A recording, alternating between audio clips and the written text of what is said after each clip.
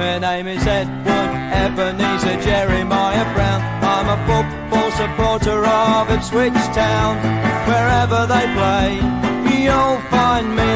I haven't missed a game since I was 3. With me scarf and me rattle and a big rosette, singing where was the goalie when the ball was in the net. Follow the town, up or down. I'm Edward Ebenezer Jeremiah Brown, but everybody call me Ted. Hello and welcome to this week's edition of We Follow the Town, a weekly podcast looking into all things Ipswich. And today we are joined by a new regular on the show, a new face. We are joined by Rhys Curtis. And first of all, Rhys, how are you? And what do you make of the current world of Ipswich Town? I'm really good, thank you, mate. And yeah, it's really difficult being a Town fan right now, isn't it? Because if you got a takeover and you took that out the window, we'd have nothing to get excited about, would we? No. So I think the 3 Lions coming in, Game Changer 20 coming in, is the only positive I can think of this season. So would you say that we have more to look forward to next season? Because the playoffs are out the window. We don't have that to look forward to. But we do, of course, have the takeover and the potential that maybe next season we'll probably get some good faces in through the door. Yeah, that's going to be really, really important is who we can bring in. Because there's no doubt that Paul Cook, he's got his targets and he's got his men he wants to bring in. And if you had that under Marcus Evans, you can almost guarantee he wouldn't get any of them. Because it was in the summer under Lambert in January, we were aiming to sign Johnson Clark-Harris. We got Ollie Hawkins. We went for a new left back. We got Stephen Ward. So there is no doubt this summer is vital, but there's no better man in this league. Yeah, and look where Clark-Harris is now. He's in, well, they've just been promoted with Peterborough. He's now in the Championship. So recruitment must be the first thing we look at in the summer, as in the people in the backroom staff, maybe in the recruitment team, because let's be honest, our recruitment in the last couple of years hasn't necessarily been the greatest, has it? It's been really poor. And I don't know, who do you blame for that? Do you blame the managers or do you put that on to the ownership at the time? I think it's more towards the ownership. Because I'm sure that Lambert, McCarthy, Hurst, all these managers under Evans wouldn't have gone to him and gone, I want these League One, League Two players. You know, they wouldn't have gone up with that. But now we've got these game changers who can spend the money. The future can only be positive.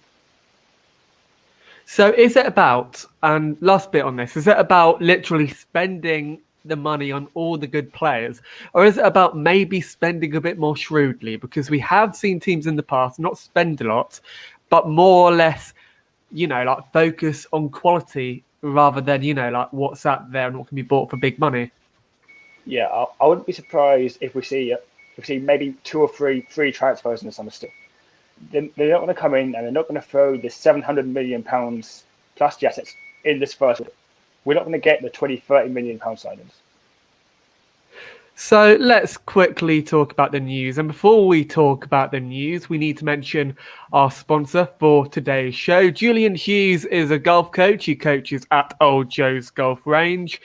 And you can contact Julian Hughes if you want first-class golfing lessons at 07382 834 199. I'll repeat that again, 07382 834 199. And that's probably the first time I haven't messed up the phone number. So let's quickly talk about the news, because this week, as we all know, there's been a social media blackout with all football clubs and social media people taking a break from social media as a way to basically stamp out the hate, as a way to basically get their voices across. Ipswich Town have, of course, taken part in this. Ipswich Town have taken part in the social media blackout, as have We Follow the Town on our official Twitter page. First of all, how important is it for football clubs to get behind this important thing? Because social media is a horrible thing. It can sometimes be great as well. And unfortunately, social media nowadays opens a lot of players up to unwarranted abuse, both racially and in other ways. So yeah, how important is it for Ipswich Town to get behind this cause? It obviously is really, really important. But you don't want to just get behind this cause. You want everyone collectively, and then you need the social media platforms to take into account what they're doing, and they need a review. But there's too many times you see them all the time on videos. You see them on the comment section. You see people with a badge or a player and a random name, and there's no ID checks. They say what they want, and they're anonymous. So for anything to change, that for me needs to be stamped out. And Paul Cook, of course, said in his press conference, there's no place for it. It's not fair, it's not right, and it's not correct. There's no place for any kind of discrimination or racism, least of all on places where people can be hidden or stay anonymous. And you kind of alluded to that people need to be checked more before they use social media, whether it's making a social media platform exclusively for football fans where that can be controlled, where identification can be used, or whether it's simply the social media platforms may be stamping out more of these accounts. Who do you reckon that it would make sense to actually create a new social media platform just for football fans so they can actually control the abuse more? That is really difficult because no one should go on social media and feel threatened and feel abused. No matter your race, your colour, your sexual orientation, none of that should matter. So it is really difficult because we shouldn't have to do that. Maybe the social media platforms just need to do, and again, it is easier said than done, is to do sort of maybe a big update is needed. And in that, you post your ID, you post your details into that. Because it would be a sad day if that's the right time to use, if we needed to create another platform, because it should be needed. Exactly, and I think you're spot on. And unfortunately, we live in an age where social media platforms aren't really taking responsibility either, because nobody from the higher ups on Twitter, Facebook, none of them are doing anything about it. So it's a shame that it's had to come down to this, where we have to make our own voices heard just so they can listen to us. But elsewhere in the news, Brett Johnson was talking to the press again, and he was talking about new incoming CEO Mark Ashton.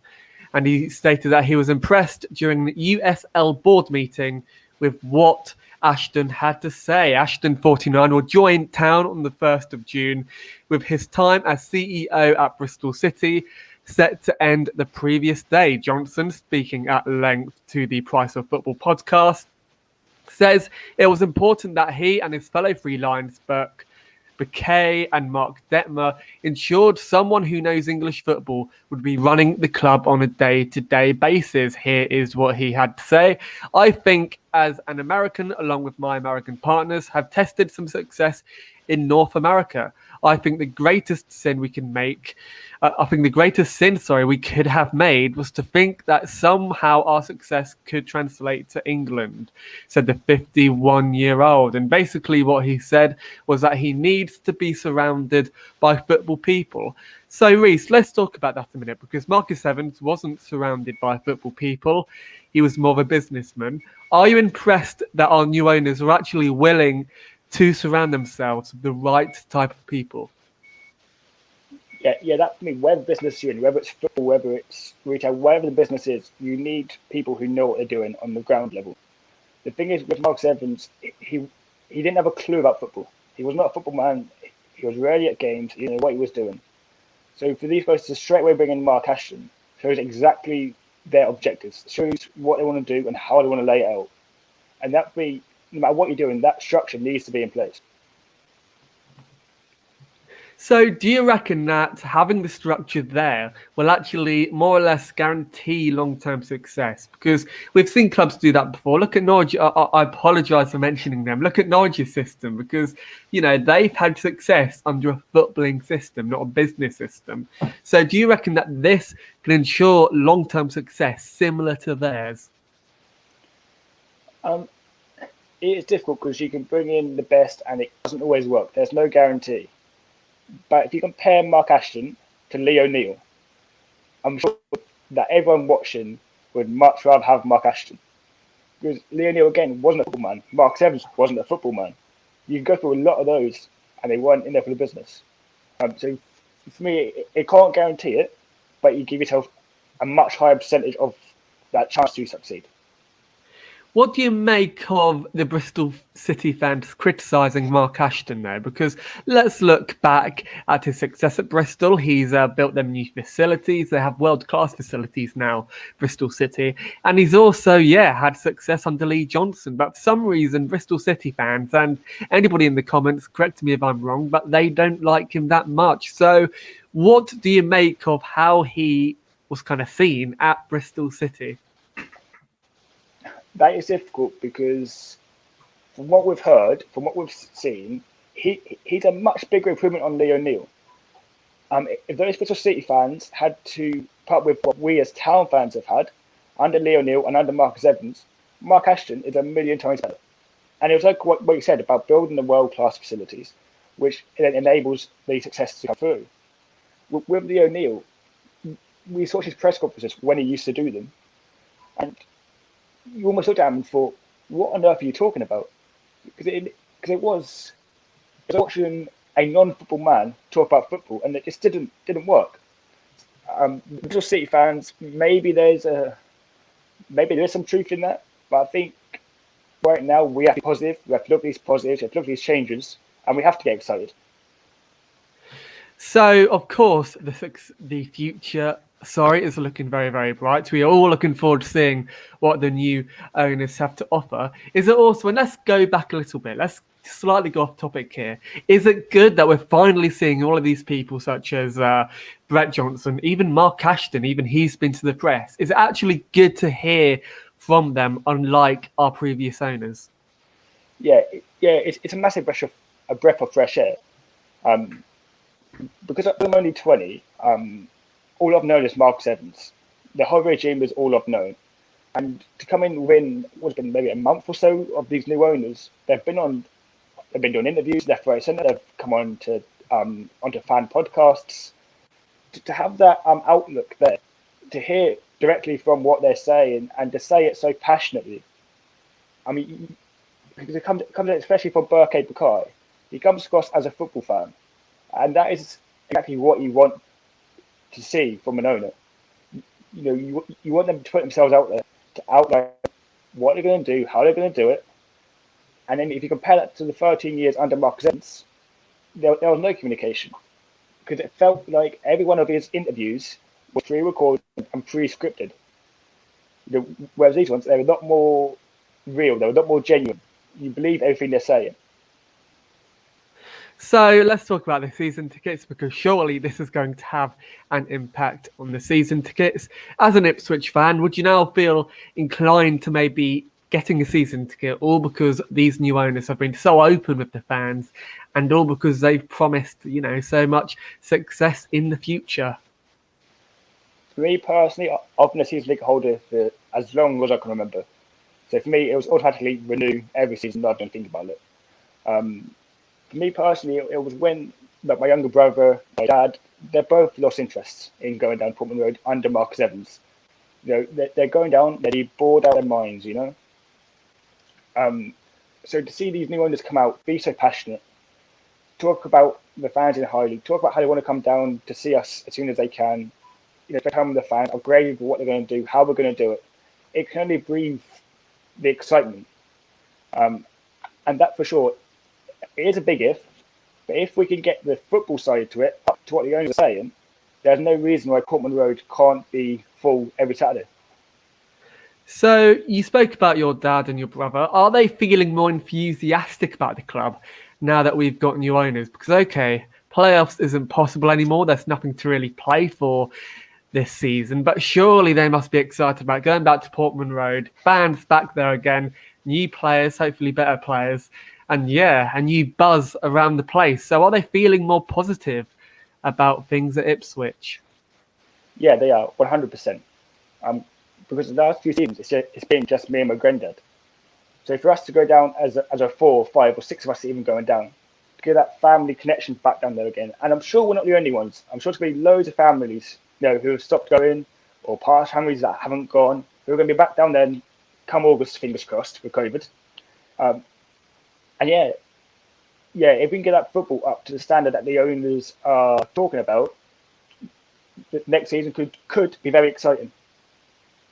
Fingers crossed, hopefully that'll happen. But elsewhere in the news, the under-18s have reached the Youth Cup semi-finals after a rip-roaring victory over 10-man Blades. Town's under-18s progressed to the FA Cup Youth semi-finals, in which they will host Liverpool after beating 10-man Sheffield United 3-2 after extra time in a rip-roaring quarter-finals encounter at Portman Road. Nico Valentine gave the Blues the lead just after the half-hour mark, with the Blade sitting back via Will Osulu and Andre Brooks to go in front before Elkin Baggett grabbed the leveller for Town deep into injury time, and Harvey Cullinan netting an own goal 2 minutes from the end to see the Blues through. So let's talk about the under-18s game, because surely this is something to be proud about. Our under-18s are doing really well in their own league and in the FA Youth Cup. Yeah, should we maybe be looking at more of these youngsters to promote maybe to the first team, or maybe even into the under-23s? We really should be. Our under-18s, our under-23s, we've got such a great system at this club. And it's almost been sort of pushed away by managers.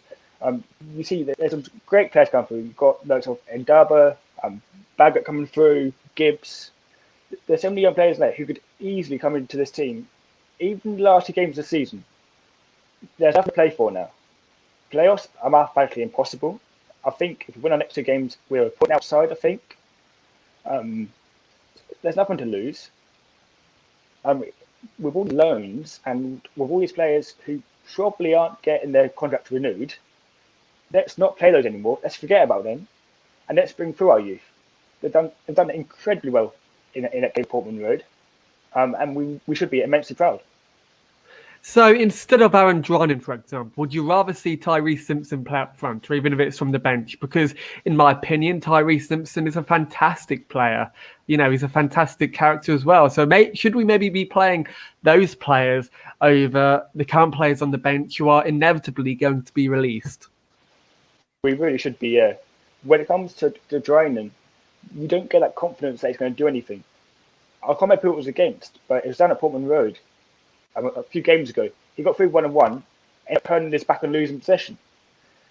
You see Tyrese Simpson play, and that goal he scored was incredible. The way he outmuscled the defender with pace, with strength, with agility. And then you look at Hawkins, look at Drinan, maybe Noah to an extent because he's not always fit, and you think, how is he not further up the pecking order? Because we have got such a great youth squad, and then you think to yourself, what do these players have to do in order for Paul Cook to look at them? Or, now that playoffs are mathematically impossible, will we start to see them in the next couple of games? So why are our youth teams so much more successful than our senior team? Because we've got a good youth system, we've got good youth players, but none of them can seem to make it into the senior team, and none of it can seem to transpire into the senior team. So why is that? And that may be a really difficult question to answer. That is difficult, I'll give you that one. Maybe we're guilty as fans as overrating these players. This might be a bit controversial, but Andre Dizelle, maybe he's not as what we're thinking he is. Yeah, agreed. Yeah. Teddy Bishop, again, another one who I wouldn't be surprised if he didn't get a renewed contract. He's 26. Exactly. Yeah. He should be nailing this spot down. This spot should be his. You know, we shouldn't be looking at, and no offense, Alan Judge. He shouldn't even be. I know he can't play now this season anyway. But when you get Teddy Bishop, 26 years old, that spot should be his. You look at Dizelle. He should be bossing up midfield. We went to Rochdale, and he got outplayed by Rathbone. And with that, I mean, no disrespect to Rochdale. They're a decent side. But you look at Andre Dizelle and you think, that's your chance there to go up there and dominate that game. Show us what you can do. Show us why we rate you so highly, and do something. But unfortunately, you get these players come through, and they don't. They almost just flat deceive.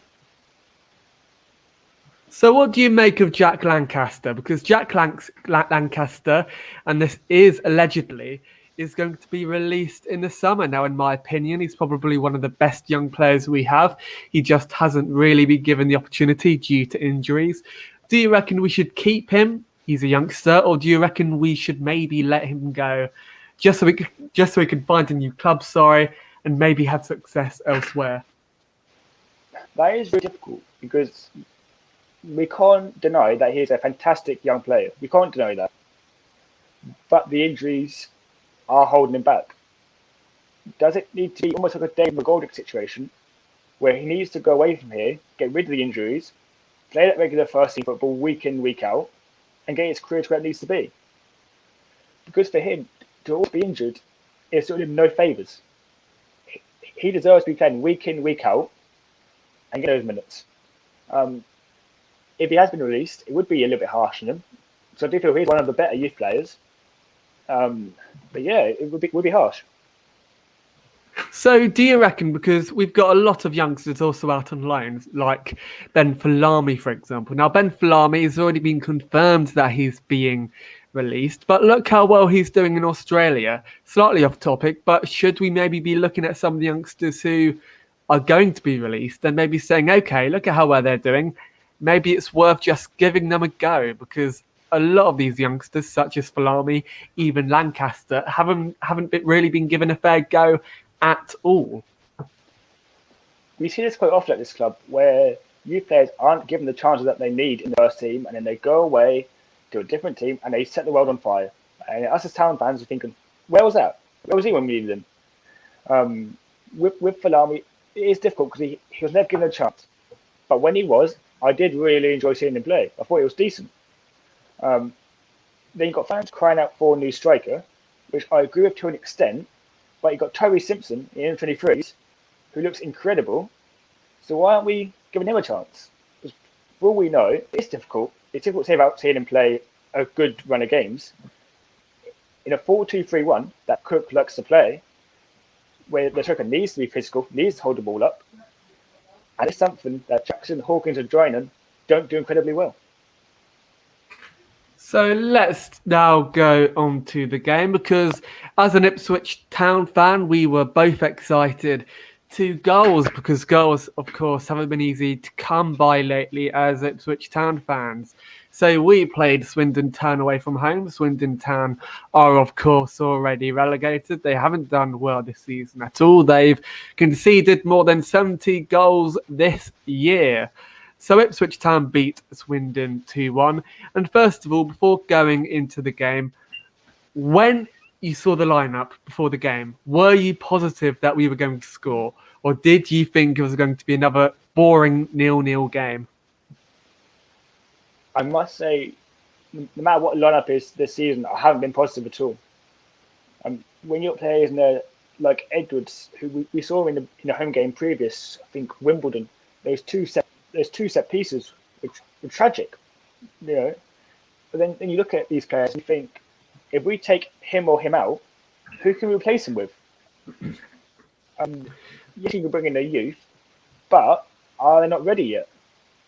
So it is difficult until the summer, when Cook can get the people in that he feels he needs to get in, that real sort of positivity on match days anyway, can then come back. So what is the matter with Gwen Edwards? Because he started the season really well. He's probably one of our top scorers, but for some reason he's just kind of gone missing. He didn't play well, in my opinion, against Swindon. He struggled. So is he a player who we should maybe ship out, either online or simply release? Or is he a player that we should maybe keep? Because again, he would offer good depth in the squad. There's no doubt that when he's on form, he is a tremendous player. We sort of started the season, he was banging in goals, and we're thinking, who is this guy, you know? And then he just seems like something clicks, like something switches, and he turns into this completely different player where he can't do anything right. It is really strange. I don't think a loan move is the way about it, but I don't think that would be an option.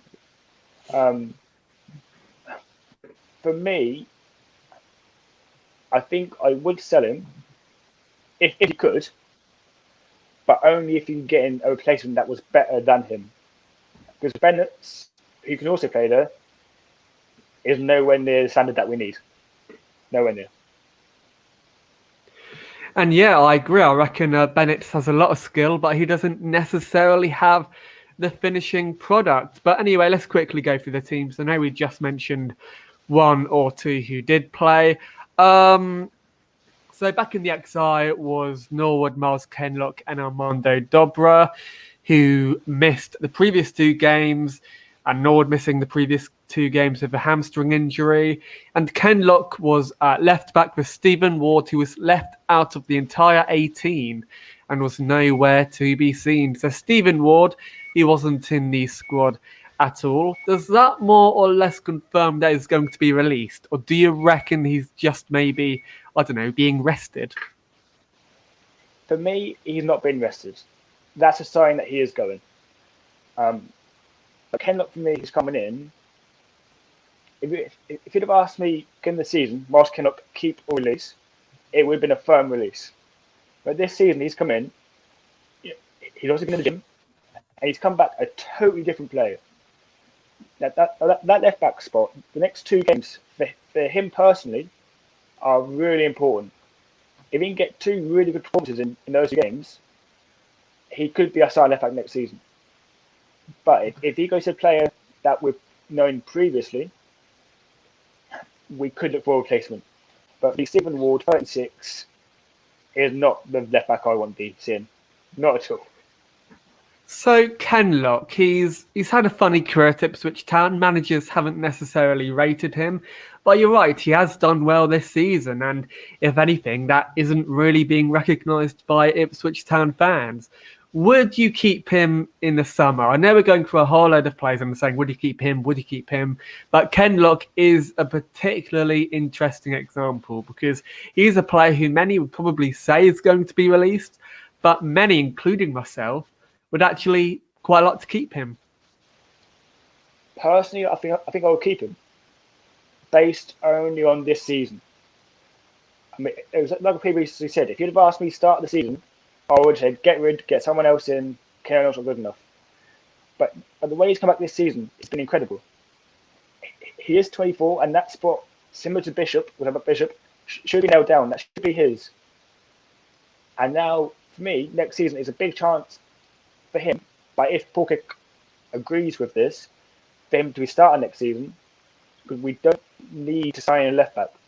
I wouldn't. I'd release Ward, and then I think is it Bailey Clements in the 23s? Who people have been saying has been decent. Yeah, I've heard good things about him as well. So you'd have him back up to Kenlock. I don't see the need for another left back. So Bailey Clements, can you see him starting next season? Because you just mentioned him, and you're right, he's a very good player. Paul Lambert played him a bit, not much, gave him a couple of minutes when he was in charge. But would you maybe like to see him start next season? Not starting Clements, no. I'd much rather have Kenlock starting. Clements, maybe give him the odd game of if you need to rotate Kenlock in and out. But Kenlock to me would be starting. So Swindon made 2 changes from the team, which was beaten 5-0 away to the MK Dons last Saturday, with Christopher Mitterloo and Rob Hunt coming into the side. For Mathieu Bordy, who was left out of the entire 18, and Jordan Garrick, who was dropped to the bench. Ex-Town striker Brett Pittman wore the captain's armband for them. And following both teams and the officials taking the knee, the game got underway, and Kenlock was immediately sent away down the left by Grion Edwards and crossed for Teddy Bishop, again playing beside lone striker Norwood, but the midfielder scuffed his volley towards the goal, and ultimately it wasn't on target. Swindon started to see most of the ball, although without looking particularly threatening. However, on 16, they should have gone in front. Dazelle dawdled on the ball midway inside the Blues' own half and was robbed by Jack Payne, who played to Pittman from inside the box. The striker worked it onto his right foot, but curled it wide. So, as I just said, they started the game well. Swindon, were you worried that it was going to be one of those days for Ipswich Town? There's always a part of me that is worried at the start of the game, especially when we have those few moments at the start of the game where we look decent. That for me is a little bit worrying. That Bishop chance I mentioned, that should be 1-0. As another reason in the hat as to why Bishop isn't good enough. That's such an inviting ball. The minimum that should be going is testing the keeper. Minimum should be on target. And then you had Dizelle.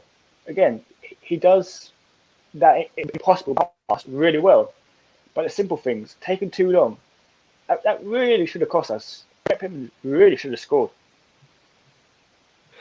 Do you reckon that it's more of an attitude problem with the likes of Teddy Bishop? Because, like under Paul Lambert, they all drop their heads, and he's seeming to drop his head a bit again. So would it maybe be an attitude problem, or is he simply not up to the standards of Ipswich? That is Bishop because of his injuries. He hasn't had a chance to really kick on. But then when you're in the situation that you are, where you are fully fit, and the games in this league are coming thick and fast, and have done over the course of the last season, that for any player, no matter if you're Bishop, Norwood, Jackson, whoever you are, is the biggest motivation to get yourself fit, to get yourself firing, scoring. I don't see what other motivation they would need to get themselves up to the required standard. And if they can't do that, because when Paul Cook took over, playoffs were still realistic, I'll say. So we should have had the new manager belts, the new owner belts. We didn't really have over them.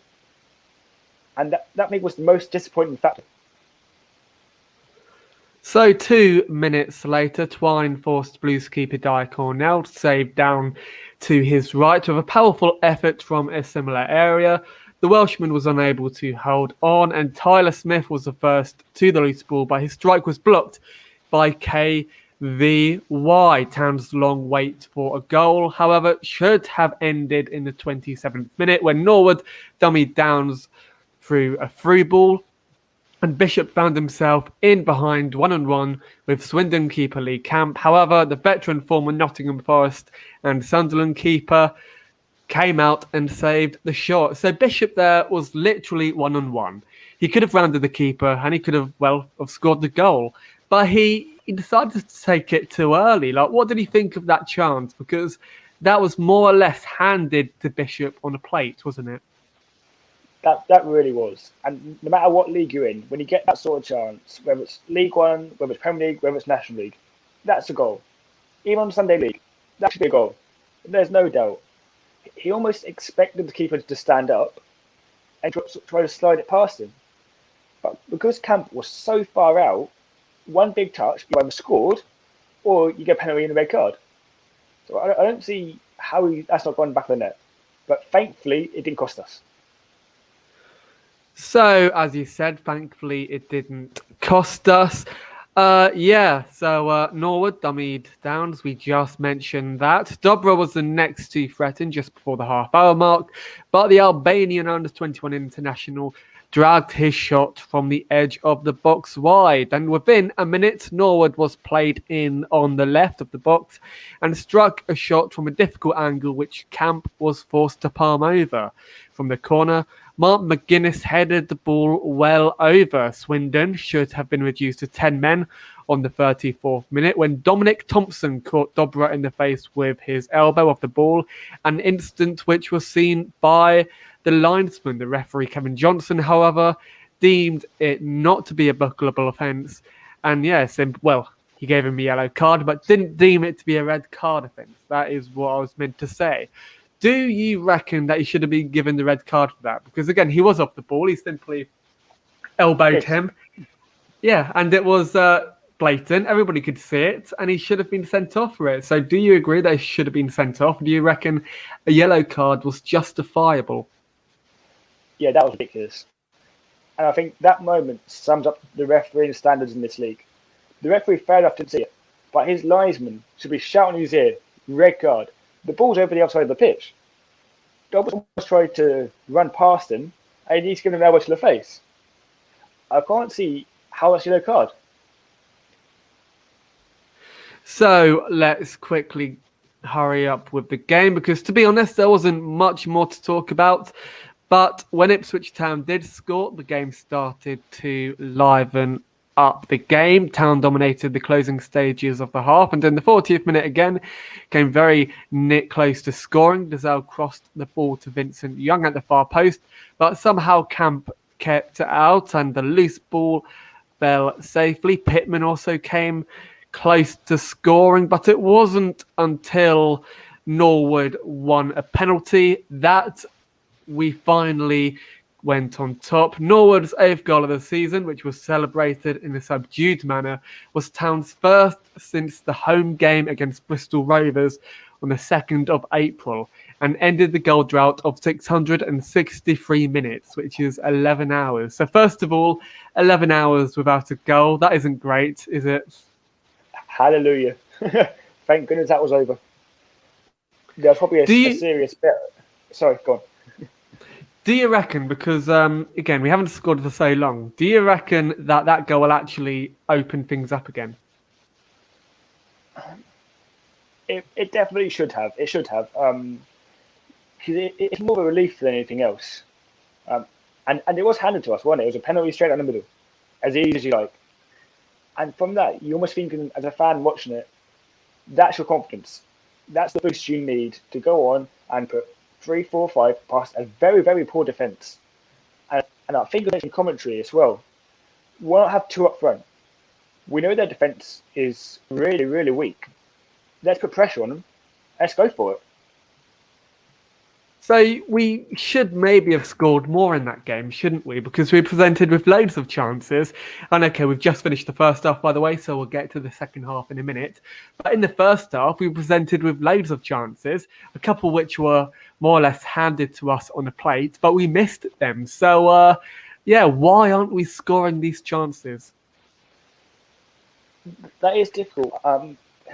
Because these chances, these players should be more than capable of putting in the back of the net. The only thing I can think of is maybe it's confidence. Maybe that's the thing that's holding players back. For the fans, as much as we love Paul Cook coming out and saying it as is, it's a breath of fresh air. But the flip side to that, if the players are hearing that all throughout the week, and on the match day he comes out and absolutely grills them, is that the reason why? Do those 2 things go hand in hand? And of course, that goal, was also the 85th Swindon have conceded this season. So we should really have scored against that kind of opposition, to be honest, shouldn't we? Yeah. So let's talk about the second half, because the second half was a little more exciting. I think Brennan Woolley said that the game very much felt like a training game.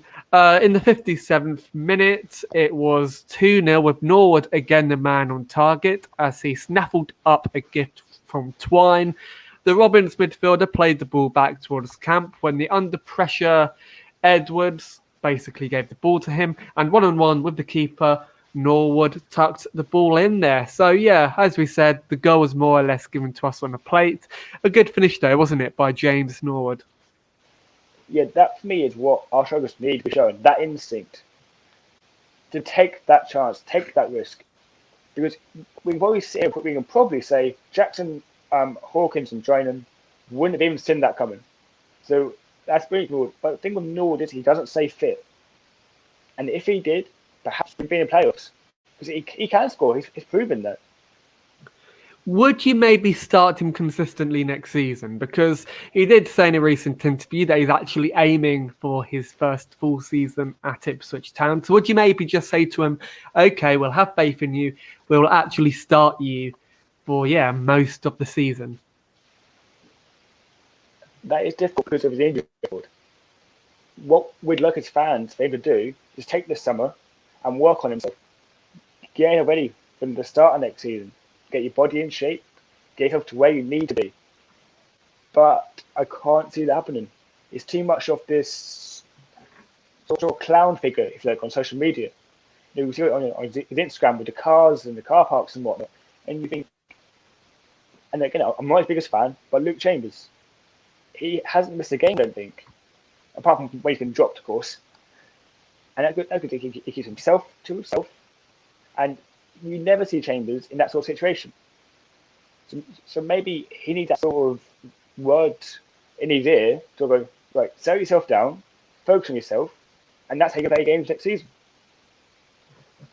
ITFC Tweedy, we didn't see Paul Cook topless. I mean, maybe that was for the better, because I don't think we would have wanted to see him topless. But you spoke about Norwood and his characteristics. He is a clown. I mean, in the good way, because he can be quite funny sometimes. But should we maybe be asking him to concentrate more on what's happening on the pitch as opposed to social media? Because he stirred up a whole load of fans the other day by posting a photo of him in town. And that, of course, offended a few fans. We know which fans were offended by it, and a bit of a spectacle was made of it on Twitter. But should he maybe be concentrating more of what's happening on the pitch? Yeah, there's no doubt he should be. And the reason why the majority of fans are hitting that a new striker is because Norwood can't stay fit. You can't have him as a guaranteed star. He's going to miss games with injury. You can't have him as your number 2 for the same reason. So you're possibly going to need 1, possibly 2 strikers. You can't rely on Norwood. And I hate to say it, because he doesn't look back on that. He's proved that with Tranmere. He's proved it where he's been fit here. But for whatever reason, he can't stay fit. And yes, I have to agree. Ben Akel, Marcus, hi. I have just subscribed. Thank you very much. We really, really appreciate it. It means the world to us. But yeah, so Ipswich Town are now 2-0 up. We are well on top. Town swapped Bishop, again, one of the Blues'. It says here in my notes, best performers, but I reckon that's being kind, given the quality of our players. And we brought on Troy Parrott on the 61st minute. Did Troy Parrott come on because Paul Cook wanted to give Norwood that hat-trick, or did he maybe simply want to change the formation up?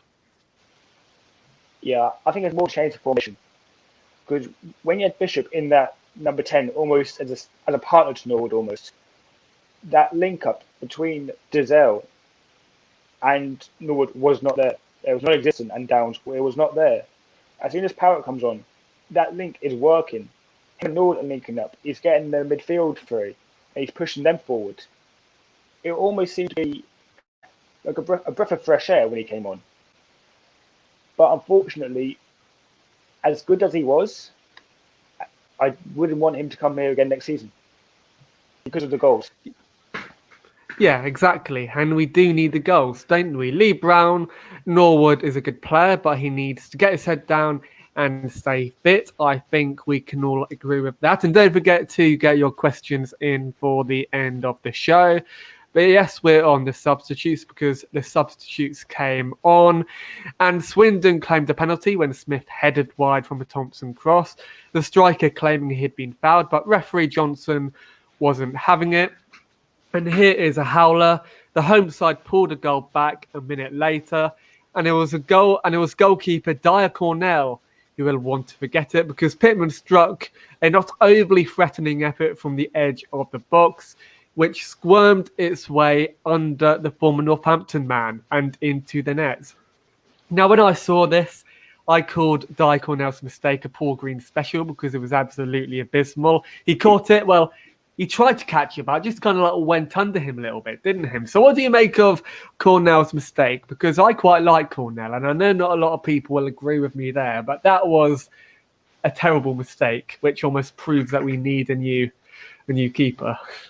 Yeah, the goalkeepers at this club are very poor, because he almost seemed to dive before the ball was anywhere near the 6-yard box. It was very, very strange. And then it begs the question, we do need the number 1 goalkeeper. Unfortunately, both goalkeepers, Holy and Cornell, are only good enough to be backups. So if I was Paul Cook, I'd sign number 1, and then you've got to pick, who do you have, Holy or Cornell? And that is a difficult question. My only problem with Holy, and give me your thoughts on this, is that Holy isn't quite agile enough. Because the thing is, he can't get down to the low shots. If you want to beat Holy, all you need to do is slot it into the bottom right corner, and he won't get there. So do we maybe need a more agile keeper? Or could we maybe look at our under-23s and get a keeper from there? We definitely could. That's why I was a little bit disappointed when Harry Ray got released. I'll be honest, I was a little bit disappointed when I saw that news. So I hadn't seen him playing much, but I thought he's a son of Richard. And I was like, Cornell and Holy aren't setting the world on fire, so why not chuck him in? It, um, it is really strange, but that mistake proves how poor the goalkeeper standards are, and that we do desperately need number one in the summer. So, Lee Brown, new keepers needed, please. Quick question. If you could bring in any keeper, we're not talking about Manuel Neuer or David De Gea, who would you bring? A realistic player who we could bring in? Probably Chris Walton, I think. Good shout. It'd probably be my choice. But whether it's Paul Cook's choice is a different matter. But there's no doubt that he is a fantastic keeper. Yeah, and he used to play for Paul Cook as well at Wigan. I think he was on loan there, or he might have been at the club on a permanent, I don't know. But they used to play together, so that is a very good shout. But yeah, Town should have restored their 2-goal lead only 2 minutes later when they were awarded their second penalty of the match. And it looked as if Parrott and Norwood were squabbling over who was going to take it, but Norwood ended up taking it. And yeah, talk me through the penalty, because it was a bit of a howler, wasn't it?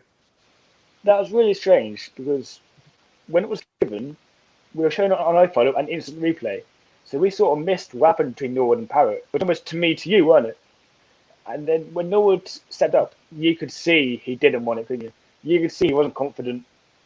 And straight away, you knew that wasn't going in. And it was an awful, awful penalty. You've got to get it on target. And can you name who was the last player to play for Ipswich who scored a hat-trick? I want to say Grant Ward. Grant Ward on his debut, and he didn't do much after that, but he's doing well now at Blackpool, which is always great to see. So, yeah, not much else happened in the game. Downs was booked, for a foul on Anthony Grant on the 81st minute. 3 minutes later, a promising Town attack ended with Harrop shooting very high and very wide. I just quickly want to talk about Harrop because, you know, he's a Manchester United player, former Man United player. He scored from a Paul Pogba assist on his only game for Manchester United. But he hasn't really showed anything at Ipswich Town, has he? He's been a very underwhelming player. Yeah, it's difficult because when we got him on loan, there was a lot of Preston fans and a lot of other fans saying he's a very, very good player. He's very talented. But unfortunately, when he first came, he had the COVID problem. So we didn't get to see him straight away. And since then, he hasn't been able to do much. I mean, that shot he had, I think it cleared the stadium, didn't it? I think that in someone's back garden. That was awful. But for me, similarly to Parrott, I wouldn't be looking to bring him back in a hurry. Yeah, spot on. And whether it's just the way we play or the players he's surrounded with, I haven't really seen anything from him, to be honest. So I wouldn't be looking to sign him as well. But anyway, that is the end of the match review because nothing much really happened after that. The victory ends a 6-match winless run, but means little in the context of Town's already over season with Tuesday's trip to Shrewsbury and next Sunday's home game to Fleetwood having nothing to ride on them. But can we at least take something, Rhys, from the fact that we scored 2 goals? Yeah, you have to look for the positives, don't you? We scored twice. Yes, we should have scored more. It means very little for our season. The season's over with. But there's not much you can take from that. So Paul Cook, after the game, he stated that that was one of the best games he's seen in a long time. So his standards have to be pretty low. Blues boss Paul Cook held last night's held the game, and he praised James Norwood for his attacking intent. So James Norwood, he had a bit of praise from Town boss Paul Cook. I think Paul Cook actually rates him. Would you maybe try and build an attacking quartet around him next season? That is difficult because if you take James Norwood without the injuries, I'd 100% pick that. But you can't rely on him. You can't say he's going to be my striker. He's going to start 35 games in next season. You can't, can you? You'd be lucky maybe to get 10 starts out of him. And that for me, that's not good enough. And of course, we are going to end the show soon. So get your questions in if you have any questions to ask. As always, at the end of the show, I always finish with a main question, the feature question, if that makes sense. And today I'm going to be asking you what your 5-point plan would be if you are the new town owner. We're heading into the summer. We need to get some new players in. So if you had 5 things which you could improve at the club or which you could implement at the club, what would they be? And feel free to also get involved in the comments. That's a question. You got me thinking now. Yeah. I should have maybe have asked you before the show, shouldn't I? Because I normally actually warn people before the shows, but that literally came out of the blue, so apologies for that. I think the first thing I'd do would be off the pitch and look at sorting the stadium out. Luckily, where I live, the stadium's literally out my window. Really? Wow. So it needs a good lick of paint. It needs upgrading. That may be my first priority. The second would be sorting something out behind the co-op stand. We've got such a great opportunity to do something there. We've got so much space, especially on match day, to get something going there for young fans. So that'd be my second. The third would be looking at the recruitment side of it, getting players in we need to get in. Fourth,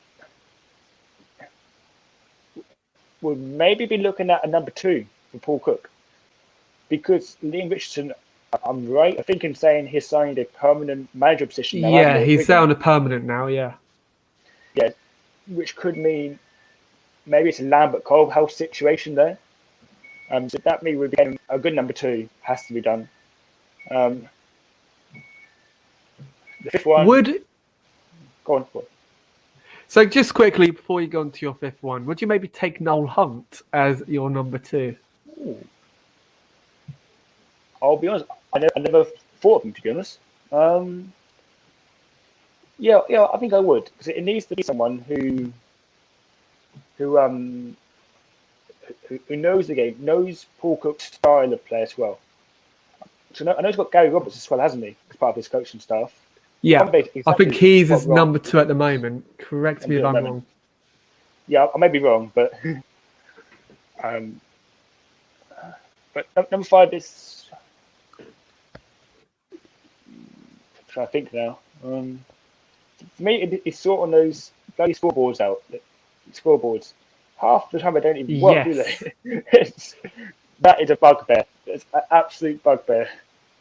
Exactly, and like half of them are like the old-fashioned, like I don't even know what you call them, like the old-fashioned scoreboards that you see at the old Roker grounds from back in the day. You know, like half of them barely work, half of them look really dull, and half of them were there when I lived in Ipswich 10 years ago, and I was a season ticket holder. So, you know, like they do need updating. I would agree with you on that. Would you maybe give the stadium a paint? Because you know, like the last time I was at Portman Road, which was before the pandemic, it was looking pretty decrepit. So would you maybe give it a paint?